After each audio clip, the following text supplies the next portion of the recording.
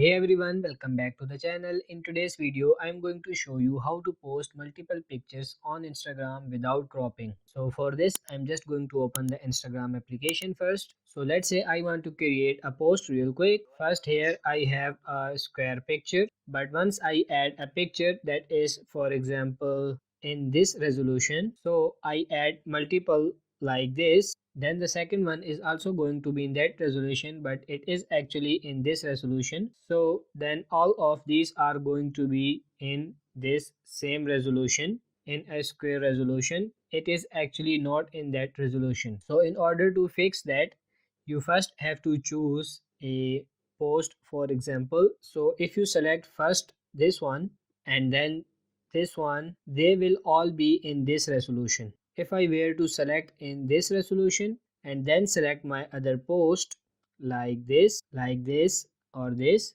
they will all be in that same resolution as well. You kind of just have to choose whatever resolution what you want, and then you have to select rest pictures.